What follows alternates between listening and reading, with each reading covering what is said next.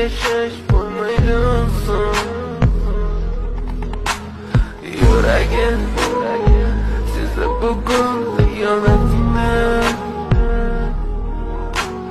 ko'zlari ko'rdi bugun yolg'onlikni. Inson nimaga sevar va nimalarga erishar? Vaholanki va'dalar berayotgan lablar azar. Muhabbatga ishontirishga undar. Nima o'zi muhabbat, baxtmi yoki rasolat?